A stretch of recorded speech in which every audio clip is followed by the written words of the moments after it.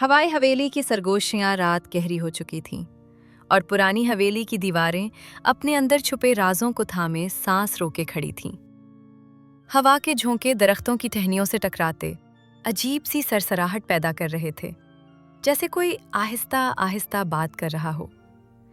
अमान कमरे की खिड़की से बाहर देख रहा था। शहर की रौनकें, दोस्तों की महफिलें, रोशनियां, ये सब कुछ छोड़कर इस वीराने में आना कितनी बड़ी गलती थी। माँ बाप ने विरासत में मिलने वाली इस खानदानी हवेली को संभालने और पुरानी जड़ों से दोबारा जुड़ने का फैसला किया था। अमान के लिए ये जड़ें एक खौफनाक फंदे की तरह थीं, जो दिन ब दिन उसके गलों को दबाती जा रही थीं। पहला अजीब वाकया मुंतकिल होने के तीसरे दिन पेश आया। बावर्ची खाने से बर्तनों के टकराने की आवाजें आईं। अमान की माँ सना ये समझें कि उनका छोटा बेटा रेयान वहाँ खेल रहा है, लेकिन जब वो देखने गईं तो बावर्ची खाना बिल्कुल खाली था। सिर्फ एक पुराना धूल आलूद प्याला जो अलमारी के ऊपर रखा था फर्श पर पड़ा था, टूटा हुआ। इसके बाद आईने के मामले शुरू हुए। अमान को अक्सर नजर आता कि कमरे के पुराने प्लास्टर वाले आईने में इस अलावा कोई और छवि भी है, एक धुंधली सी लंबी खुमीदा कमर वाली। लेकिन जब वो पलक झपक कर दोबारा देखता, वो गायब हो चुकी होती। हवेली का सबसे बड़ा राज उसका जुनूबी विंग था, जिसका बड़ा लकड़ी का दरवाजा हमेशा ताले में बंद रहता। अमान के वालिद इमरान ने कहा कि वहां सिर्फ पुराना सामान पड़ा है और वो दरवाजा बंद ही रहने दो। लेकिन एक दोपहर जब सब सो रहे थे, अमान ने उस दरवाजे के पीछे से आहिस्ता आहिस्ता रीतली आवाज में किसी के बोलने की आवाज सुनी। ये उर्दू भी नहीं लगती थी, बल्कि कोई पुरानी बोली थी जिसमें बार बार एक लफ्ज दोहराया जा रहा था, छोड़ दो। रातों रात खौफ की शिद्दत में इजाफा होने लगा। रेयान, जो सिर्फ 5 साल का था, अपने कमरे में एक नन्ही से बात करने लगा। उसका दावा था कि नन्ही सफ़ेद लिबास पहनती है, उसके बाल बहुत लंबे हैं और वो दीवार के अंदर से उसे कहानियाँ सुनाती है। सना ने इब्तदा में उसे बच्चों की कहानी समझा, लेकिन एक दिन रेयान ने अपनी रंगीनियाँ उठाईं और कमरे की खाली दीवार पर एक औरत का डरावना सा खाका बनाना शुरू कर दिया। बड़ी खाली आंखें और लंबे उलझे हुए बाल जो दीवार के नीचे तक फैले हुए थे। ये नन्ही है, उसने मासूमाना अंदाज में कहा। अमान की रोंगटे खड़े हो गए। फिर वो रात आई जब सब कुछ बदल गया। तेज हवा चल रही थी और हवेली की लकड़ी की खिड़कियां जोर जोर से खड़खड़ा रही थीं। अमान को अपने कमरे में पानी टपकने की आवाज सुनाई दी, टप टप टप, लेकिन छत बिल्कुल खुश्क थी। आवाज दीवार से आ रही थी, वो दीवार जिस पर रेयान ने वो तस्वीर बनाई थी। खौफ के बावजूद अमान ने कान लगाकर सुनने की कोशिश की और फिर उसने वाज़े सुनी, आहिस्ता दर्द भरी आवाज में एक लहराई हुई आवाज, मेरी लाश यहाँ है, मुझे बाहर निकालो अगले दिन। अमान ने अपने वालिद से पूरा वाकया कैनन किया। इमरान का चेहरा फक हो गया।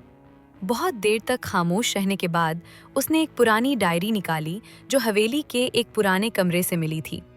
उसमें उसके परदादा के ज़माने की तफसीलात थीं। एक जगह पर एक अजीब इंदराज था, 1902। बदकिस्मती से वो मामला छुपा नहीं जा सका। मोहल्ले की लड़की समीना, जो उस जुनूबी विंग में काम करती थी, गायब हो गई। उसके शौहर हवेली के नौकर अहमद पर इल्ज़ाम लगा, लेकिन लाश ना मिलने की वजह से कोई सबूत नहीं मिला। अहमद ने खुदकुशी कर ली। कहते हैं समैना की रूह आज भी अपनी बाक़ियात ढूंढती है। ये पढ़ते ही सबकी सांस अटक गई। जुनूबी विंग का बंद दरवाज़ा अब एक कब्र के पत्थर से कम नहीं लग रहा था। इमरान ने फैसला किया कि उसे खोल कर देखा जाए। दरवाज़ा खोला गया तो सामने गर्द और जालों का एक अंबार था। पुरानी कुर्सियाँ, टूटे हुए संदे और एक बहुत बड़ी स्याह लकड़ी की अलमारी। रेयान ने अचानक अंगूठा मुंह में डालकर कहा, नन्ही कहती हैं वो इस अलमारी के पीछे है। अलमारी को हिलाने की कोशिश में उन्हें पता चला कि वो दीवार से जुड़ी हुई है। लेकिन जब इमरान ने अलमारी के एक कोने पर जोर से दबाव डाला तो एक अजीब सी क्लिक की आवाज़ आई। अलमारी थोड़ी सी खिसक गई और उसके पीछे दीवार में एक छोटा सा छुपा हुआ दरवाज़ा नज़र आया।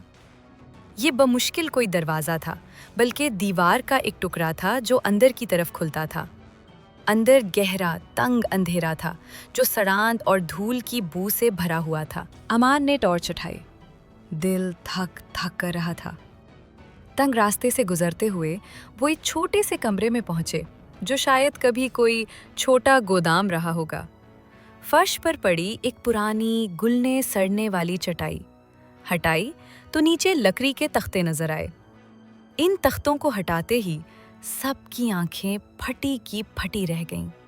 नीचे खुश्क हड्डियों का ढांचा पड़ा था।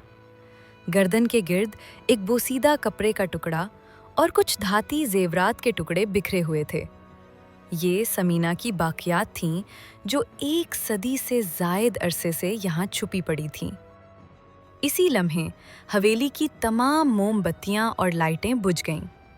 एक सर्द हुआ का झोंका चला और वही पुरानी लहराई हुई आवाज पूरे कमरे में गूंज उठी, लेकिन अब वो एक खौफनाक चीख में बदल गई थी।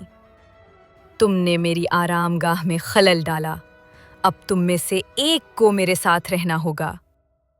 दीवारों से स्याह भींचे हुए हाथों की तरह के साए निकलने लगे। रेयान जोर जोर से रोने लगा। इमरान ने बच्चों को पीछे खींचा। अमान की नज़र कमरे के एक कोने में पड़ी उस पुरानी डायरी पर पड़ी, जो शायद अहमद की होगी। जल्दी से उठाते हुए उसने आखिरी सफ़हात पलटे। एक सफ़े पर खून के धब्बे थे और लिखा था, वो मुझ पर बहुत नाराज़ है। मैंने सिर्फ छुपाया, कत्ल नहीं किया। हकीकी कातिल का नाम उसके बाद वाला सफ़ा फटा हुआ था। साए करीब आ रहे थे। अमान ने चीख कर कहा, तमीना, हमें माफ़ कर दो, हमने तुम्हारी बाकियात ढूंढ ली हैं। हम तुम्हें मुनासिब तौर पर दफनाएंगे, तुम्हें सुकून मिलेगा। बताओ, असल कातिल कौन था? हम उसका इंसाफ कराएंगे। एकदम सब खामोशी छा गई। साए वापस दीवारों में सिमेट गए। हवा में एक दर्द भरा सिसकेहट गूंजी। फिर फर्श पर गिर्द की तह पर अपने आप ही हुरूफ बनने लगे। एक नाम उभरा, जालिम, वही जालिम, मेरा शौहर, अहमद नहीं। और फिर एक और नाम, जो किसी दूसरी औरत का था, जो उस जमाने में हवेली की मालकिन थी। हसद और गुस्से की वजह से उसने समीना को कत्ल करवा दिया था और उसे यहाँ छुपवा दिया था। फिर अहमद पर इल्ज़ाम लगा दिया। अगले दिन ख़ानदान ने गांव के बुज़ुर्गों और मकामी मौलवी साहब को तमाम वाक़या बताया। समीना की बाक़ियात को इस्लामी तरीक़े से गांव के कब्रिस्तान में दफनाया गया और उसके लिए दुआएं और फ़ातिहा ख़ानी की गई। उस रात हवेली में पहली बार परसुकून नींद आई। रेयान ने कहा कि नन्नी मुस्कुराती हुई चली गई है, लेकिन कहानी यहाँ ख़त्म नहीं होती। कुछ महीनों बाद जब अमान अपने कमरे में किताब पढ़ रहा था, उसने एक बार फिर आहिस्ता सी सरगोशी सुनी। यह आवाज़ पहले जैसी खौफनाक नहीं थी, बल्कि एक शुक्रगुजारी भरी आवाज़ थी। शुक्रिया, अब मैं सुकून से हूँ, लेकिन होशियार रहना, यह हवेली अब भी दूसरे राजों से भरी पड़ी है। अमान ने मुस्कुराते हुए खिड़की से बाहर चांदनी रात को देखा। वो जानता था कि यह हवेली अब भी अपने सीने में सदियों के खामोश किस्से छुपाए हुए है। और कौन जानता है, शायद इनमें से कुछ किस्से कभी ना कभी फिर से सरगोशियों की शक्ल में सुनाई देने के लिए बेचैन हों। ख़त्म। Thanks for watching. Subscribe to my channel वहमिया।